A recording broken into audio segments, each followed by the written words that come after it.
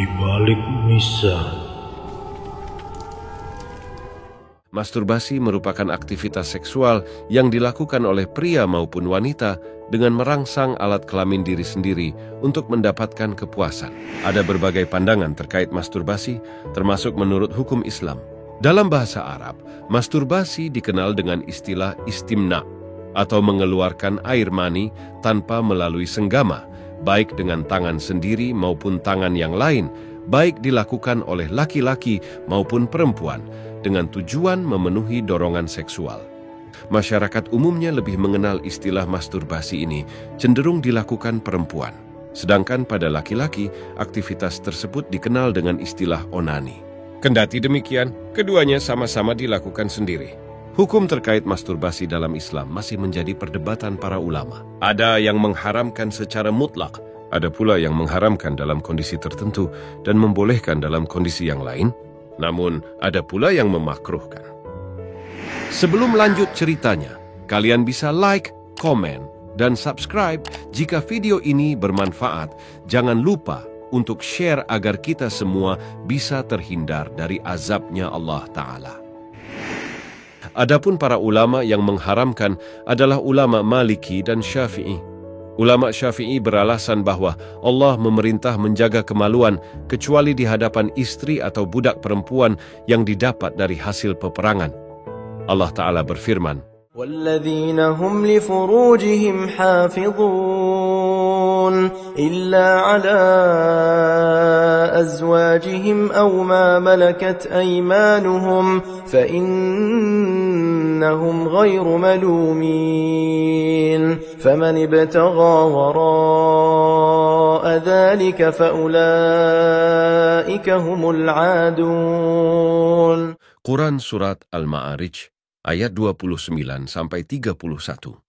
Sebagian ahli ilmu juga berdalil dengan firman Allah Ta'ala, dan orang-orang yang tidak mampu kawin hendaklah menjaga kesucian dirinya sehingga Allah memampukan mereka dengan karunia-Nya. Quran Surat An-Nur ayat 33. Alasan pendapat ulama Syafi'i dan ulama Maliki ini disampaikan juga diperkuat dalam kedua hadis berikut. Artinya, ada 7 golongan yang tidak akan dilihat atau diperhatikan Allah pada hari kiamat, tidak akan dibersihkan, juga tidak akan dikumpulkan dengan makhluk-makhluk lain, bahkan mereka akan dimasukkan pertama kali ke neraka, kecuali jika mereka bertobat. Siapa saja yang bertobat, Allah akan menerima tobatnya. Satu dari 7 golongan itu adalah orang yang menikah dengan tangannya. Dengan demikian, menurut ulama Syafi'i, istimna atau masturbasi merupakan kebiasaan buruk yang diharamkan oleh Al-Quran dan Sunnah. Hanya saja dosa onani atau masturbasi disampaikan lebih ringan dosanya dari berzina, karena bahayanya tak sebesar perzinaan, seperti kacaunya garis keturunan dan sebagainya. Sementara itu, yang mengharamkan dalam kondisi tertentu dan membolehkan dalam kondisi yang lain adalah para ulama Hanafi. Istimna diharamkan bila sekadar untuk membangkitkan dan mengumbar dorongan syahwat. Namun ketika kuatnya dorongan syahwat, sementara pasangan sah tempat menyalurkan tidak ada, sehingga istimna semata untuk menenangkan dorongan tersebut, maka hal itu tidak dipermasalahkan. Sebab bila tidak dilakukan justru ditakutkan akan terjerumus kepada perbuatan zina dengan tujuan sebagaimana dalam kaidah, meraih kemaslahatan umum dan menolak bahaya yang lebih besar dengan mengambil sesuatu antara 2 perkara yang lebih ringan bahayanya. Bahkan Ibnu Abdidin dari ulama Hanafi menyatakan wajibnya ismina bila dipastikan mampu membebaskan diri dari perbuatan zina. Singkatnya, pendapat para ulama Hanafi ini memiliki 2 sisi. Pertama, boleh karena darurat, dan haram karena masih ada solusi terbaik, yaitu berpuasa. Pendapat ulama Hanbali sejalan dengan pendapat ulama Hanafi. Menurut ulama Hanbali, istimna hukumnya haram, kecuali karena mengkhawatirkan dirinya terjerumus kepada perbuatan zina, atau karena takut akan kesehatan, baik fisik atau mentalnya, sedangkan istri tidak ada dan menikah belum mampu, maka tidak ada salahnya istimna baginya.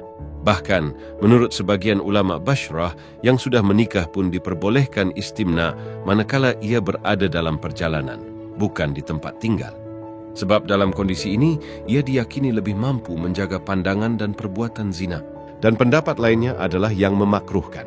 Ini adalah pendapat Ibnu Hazm, sebagian pendapat Hanafi, sebagian pendapat Syafi'i, dan sebagian pendapat Hanbali.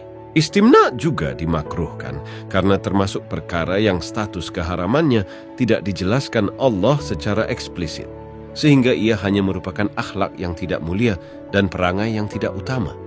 Wallahu alam bisyawab. Semoga Allah selalu menjauhkan kita dari maksiat yang membuat kita lupa bahwasanya hidup di dunia hanyalah sementara. Amin, amin, ya Rabbal Alamin. Wassalamualaikum warahmatullahi wabarakatuh. Di balik misah